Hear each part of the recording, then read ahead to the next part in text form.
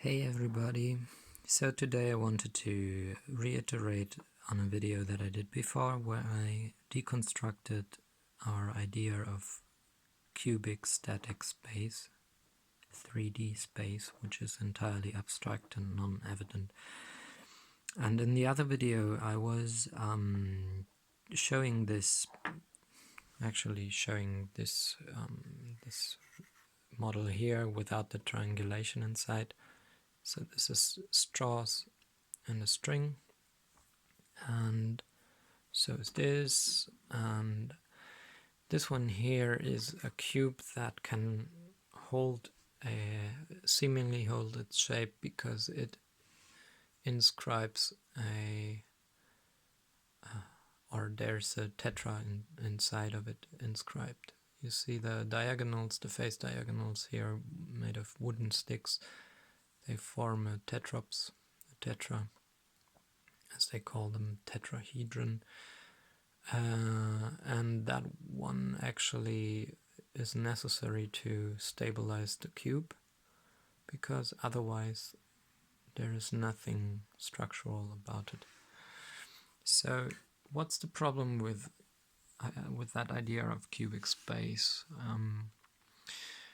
Well, there's a few, but apart from the fact that only a triangulated cube can last in reality, and if we omit these sticks, these diagonals, and imagine the thing without it, well, I could take them out and we see what happens. I did that before. It will just collapse right away because there is no static space. You can see it here. This is just a bunch of magnets, and they cannot hold their shape either unless triangulated. And it's actually funny because Robert Edward Grant, I had a conversation with him the other day on a comment thread on one of his posts where I was eager to tell him or make him aware of the fact that this is actually proof of the invalidity of the idea of that abstract space. And it was fun because he told me that he was disappointed in this toy because he got it to create some complex geometry and it wouldn't last. The only geometries that would work with this would be the what I call the polyops, the tetrahedral and octahedral and icosahedral. So triangulated geometries, they work. And he was disappointed in the toy, whereas I wanted to make him understand that it's actually not the toy's fault but the idea's fault. Like those abstractions are faulty because they do not account for our space-time reality. And yeah, so he recognized the fault in something, but he thought it to be the fault of the toy and not the underlying principles. So why am I talking about this again? Oh no, I messed it up. The thing is, the problem with this, among many other things, is that if we define space to be three-dimensional, we inadvertently define the Earth as, well, call it flat or a cube or whatever, but that's a result of the two. I'm gonna have to do this with both hands, so bear with me. I'm gonna put you, maybe I can, I don't have a tripod here, which is kind of stupid. Wait, maybe like this. Almost. There goes the precious time. Anyways, I'm gonna try this again, just to straighten it out. You see how difficult this is? Okay. So this used to look like a cube, now it doesn't. Wait, I'm gonna try like this. Whoa! I'm sorry I dropped you. Hope that didn't disturb you too much. But now the cube has arisen again. Let's not shake it too much, shall we? Okay, so why am I talking about this again? Because I explained in that other video about some of the shortcomings of this idea and the implications, and that has to do with our definitions of this thing. So we define space as static and as cubic, and our unit of measure is the edge here, not the diagonal, which actually is necessary to stabilize the thing. And we, in our common sense, we define these sides here as parallels, and those as well, and these are also somewhat parallel. And by doing that, we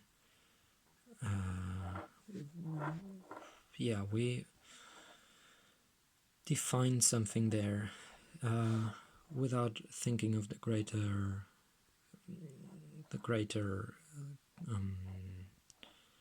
connections. Because if geometry is really the measurement of the Earth, then what do we have here? We call this direction, or this plane, horizontal, and this is vertical. And those are two important directions. And we say the verticals are parallel and the horizontals can be parallel.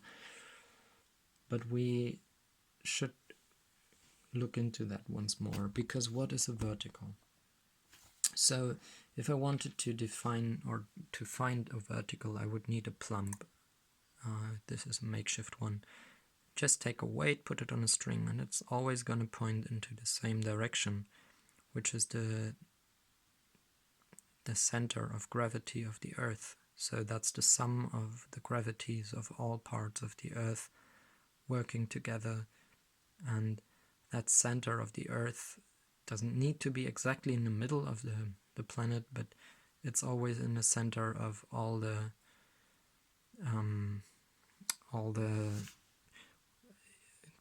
parts working together. So this is pointing, as we call it, down, but really it's pointing inside. And if I were to take this, we can see this is more or less a sphere. I'm going to go with the light here. And what we look at as vertical is one of these lines here. It's a radius of the sphere. So why is that important? Because a radius is special in the way that no two radii of the same object can be parallel. Of course, there can be the opposite radius. So if I have that one going up here, there's also one going down on the opposite side, but they are going into opposite directions, so they are not parallel.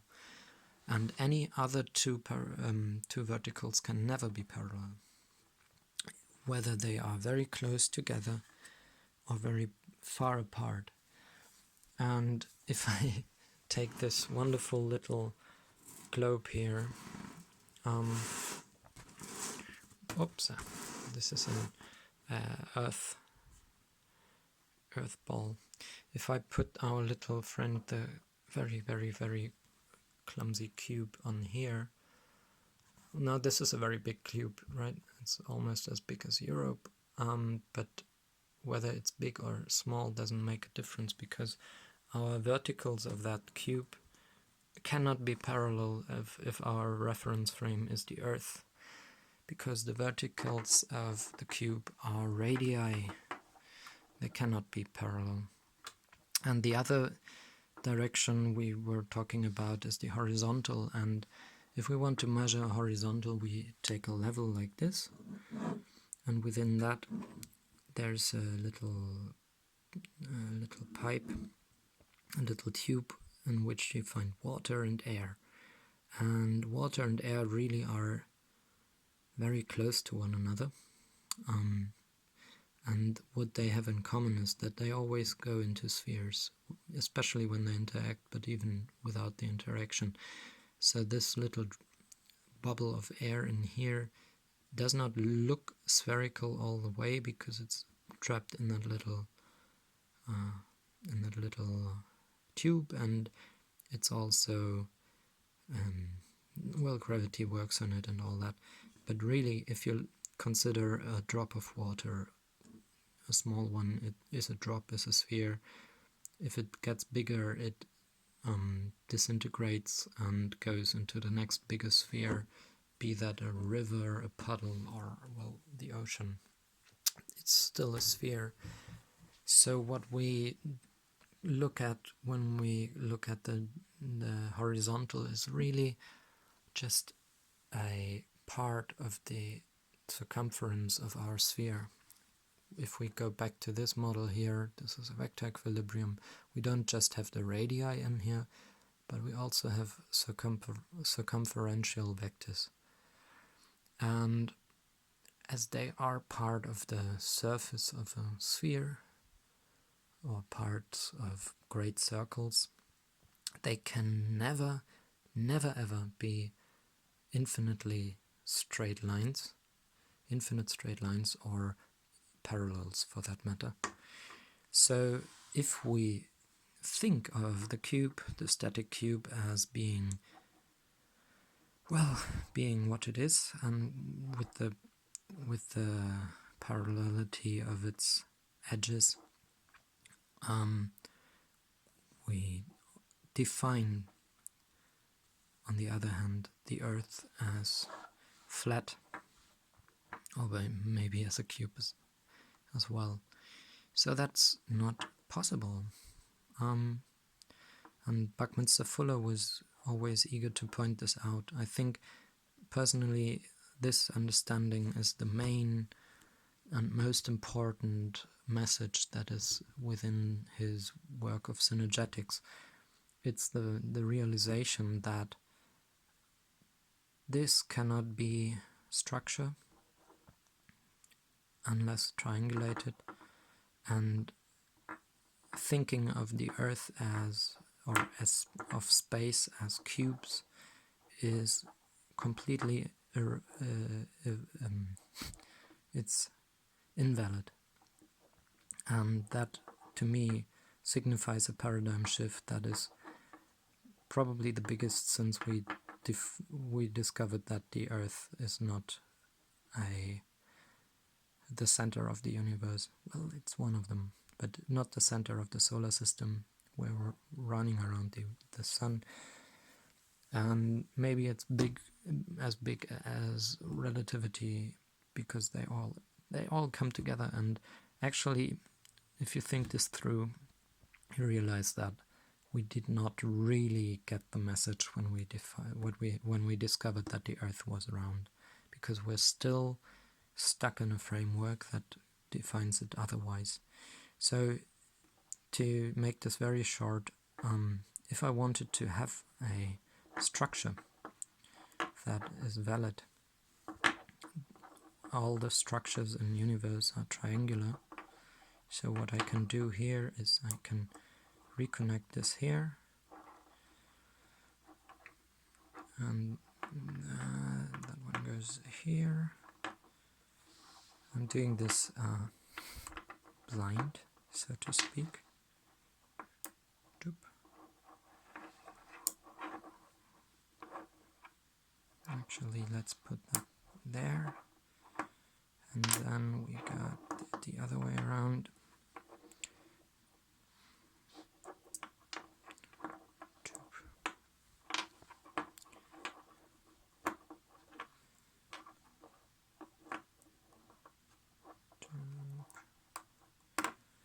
And the last one, notice we get two of these spheres free because they are, well, they are released of their duty. Oh, whoa, look, Now we did,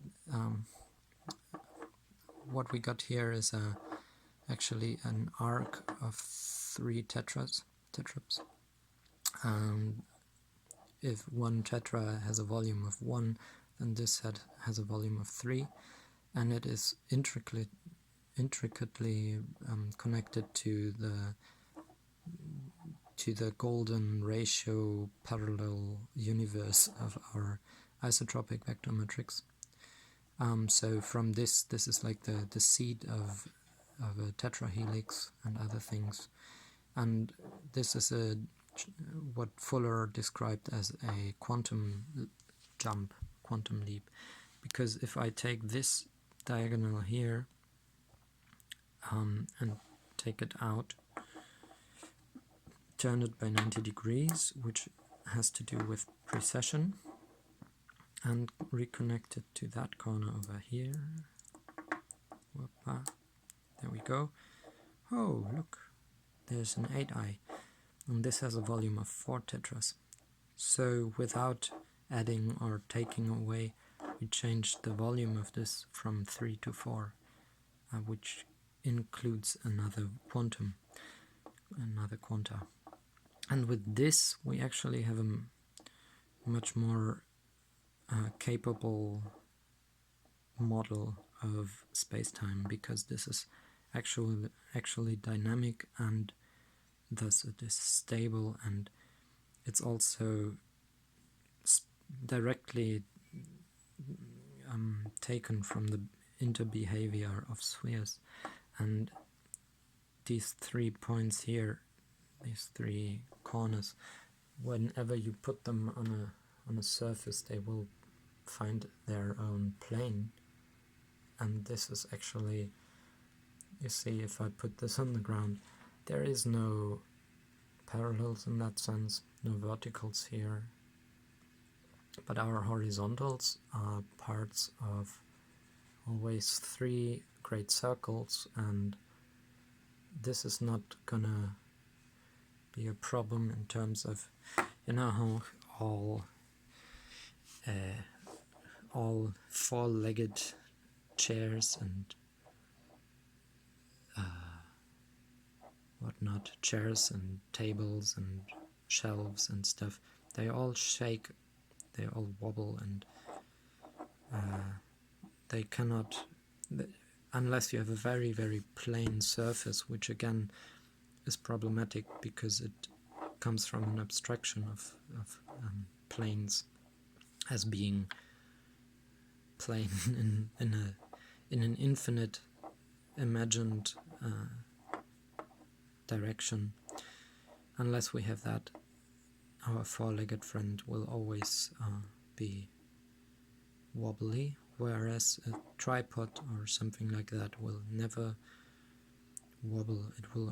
It can fall over, yes, but it cannot rock around. Cool. So this is another 20 minutes that I spent explaining this.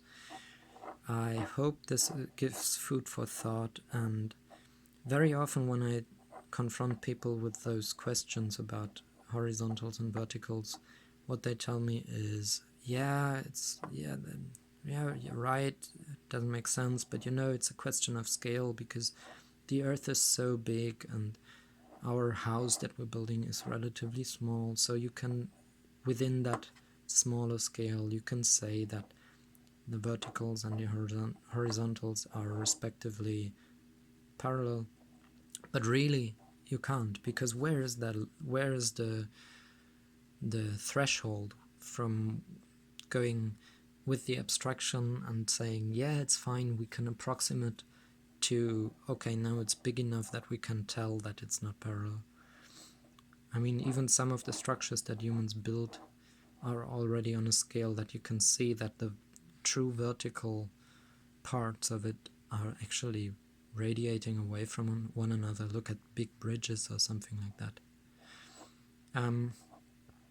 And this is the problem with our common sense, is that it is dogmatic, it is based on faith and belief and not on evidence, not on truth, and it is also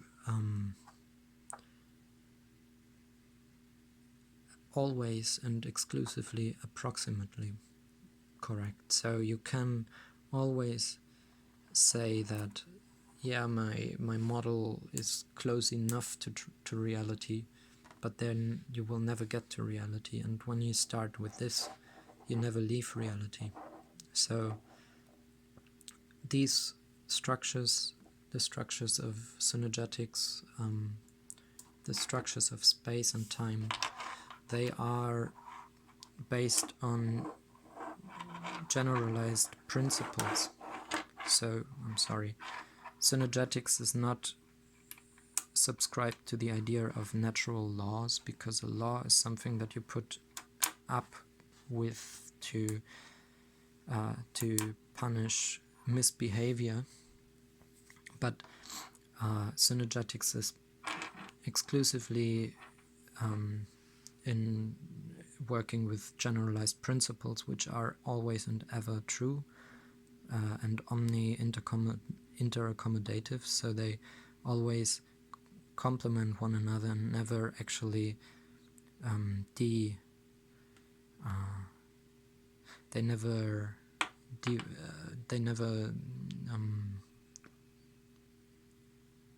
how do you say that? I'm sorry. They never go against one another. Let's say it like that. So one of these principles and one of the primary examples of synergy is this is a chain of 3 spheres and 3 vectors. So I could do the same with a string and 3 straws. And you see it's totally dynamic, it's not stuck, it's not no shape. But if I close this loop, then suddenly we get structure, we get something that is stable. And this is an example of synergy in the sense that we couldn't tell from the parts that the behavior of the whole would be like this. And it's also, it goes to show that if we were to add another line here and go, you know, the triangle always defines a plane, but what we have here, what is considered a square, is really dynamic again. It's not a stable form, but a transform, and it cannot hold its shape on its own. So yeah, there you go. That is an example of synergy, or actually the triangle is, and this is not, because this is not structure. We can link it up like this, put in the diagonal, get a pair of eyes, and suddenly it's structure again. And then we could add this one more connection between these two, and we get a tetraps, which is the primary shape of time-space. And it's also what gives rise to this one. But yeah, I'm digressing, as always, coming from one to the next. And it's really, I keep repeating myself with these things, but I think they are incredibly important to get our hands and our heads around, if we do not want to be trapped forever in mind games and mental prisons, or as the Rastas call it, the mental slavery of Babylon system. Because Babylon system is what tells you, don't look at the roots here, the roots are not important, but look at the cube and take that cube and understand the world with it as your ultimate uniform measure, unit of measure. So without that triangulation, just to show this once more here, without those diagonals, the cube collapses as it is not structural. And yeah, imagining this can hold a shape without those triangles, that is one of my that is probably the root cause of our separation from reality. To my mind it is. And yeah, imagining this as a stable thing can help approximate reality, but can never get there because it said goodbye to reality from the beginning, from the get-go. Anyways, I hope this was informative, and I hope to see you soon and talk to you later. And maybe if you have any feedback on this, I'm always interested in that. Have a good day. Have a good time. Bye bye.